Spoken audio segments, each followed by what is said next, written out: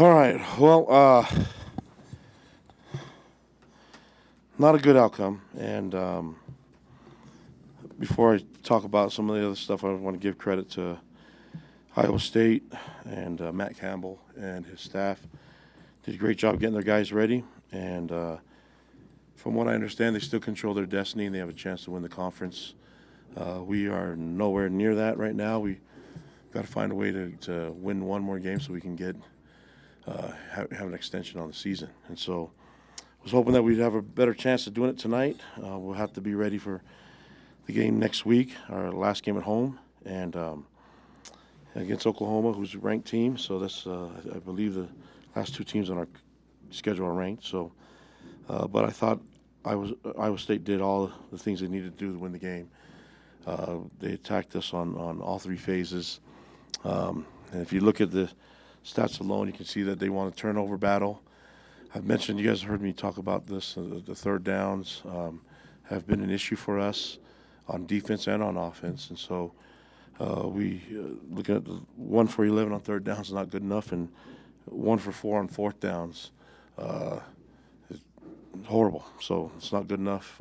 Football, defensively, it's 8 for 14, but I believe they were 6 for 8 to begin the game on third downs, and just a lot of things that didn't go well. Those are the things that stick out the most to me. And defensively, not taking care of the run game, so they were keeping things balanced. They could do a lot of different things that kept us on our heels. And I see a lot of mistakes out there still, and there's not a lot of things going right for us right now. And no one thing is to get back to work and work really hard and try to find a way to get a better result next week. And that's our focus is going to be on that. But definitely disappointed in the performance.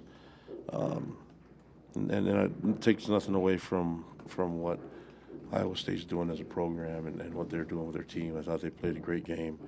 And I don't know what they have the rest of the schedule, but it'll be interesting to see what happens in the Big 12 Conference. We'll be watching it and trying to do whatever we can to create some chaos by just trying to get another win. And we have a great opportunity next week to play against a really good Oklahoma team. But we got to get back to work and try to get some things resolved and find some momentum to, especially after coming off the 3-game losing streak right now. So take any questions you guys have. Kalani, what's happened to the defense to where you guys you can't come up with stops right now? Yeah, that's a good question. I don't have all the answers to that. I probably have a better answer for you on Monday if you're watching the film. But my first response to that is probably guys not believing in the system and not believing in what we were doing. There's a lot of missed tackles, the mistakes with fundamentals. There's just missed tackles, body position. A lot of guys slipping all over the place, not making plays. And defensively, you have to stop the run. You have to figure out a way to stop the run.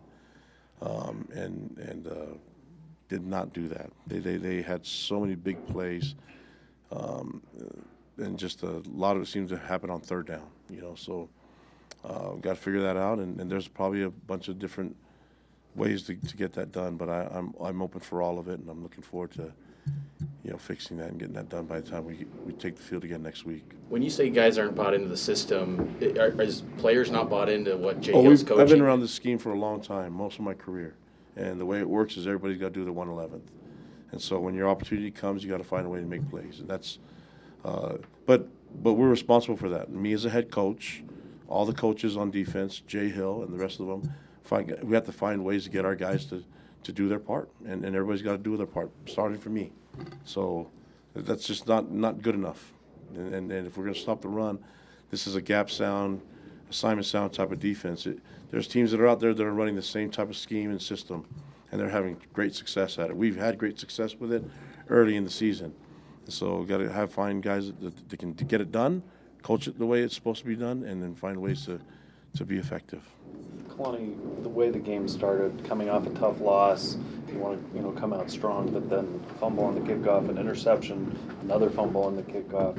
It's got to be hard, to just be hit like that, the way the game started. Yep, and that's,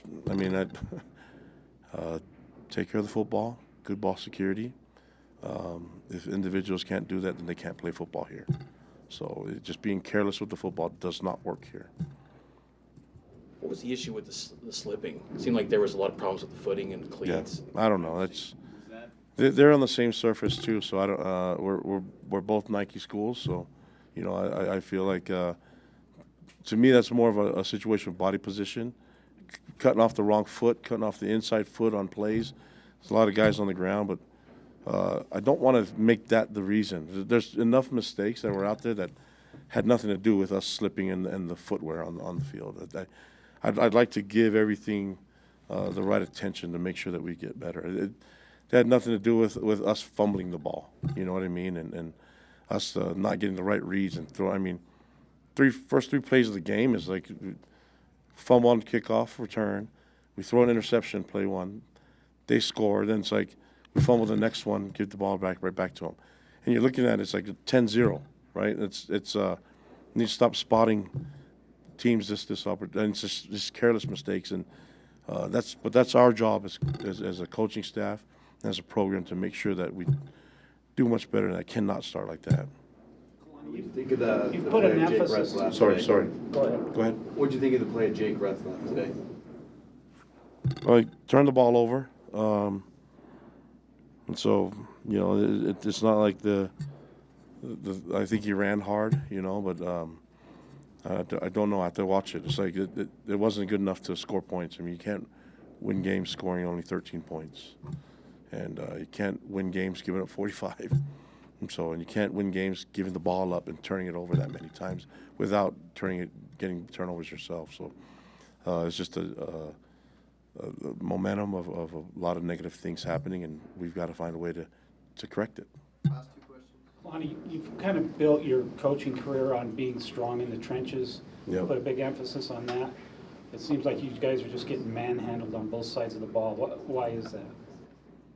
Well, we'll figure it out. I think manhandle is the right answer, the right statement. So if I had the answer to tell you right now, I have to watch it on film. But yeah, I definitely did not have a presence on the line of scrimmage on both sides. So that's. The defensive guys, John Nelson, Caden Haas, John Henry Daly, will they be back or are they gone for the season? No, I think John Nelson there's a chance.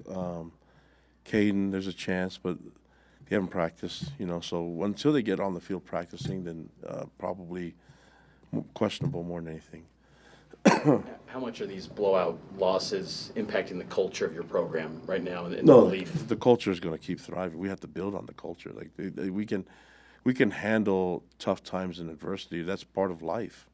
What we can't have is same type of. No one's going to feel sorry for you. So stop feeling sorry for yourself. You know, I don't expect a lot of pity from everybody else, and so we've got to find ways to toughen up and find ways to get better. That's just what it comes down to. And yeah, I'm excited about learning from the adversity, and let's see if we can get this done by next week. All right, thank you. All right, guys, thank you.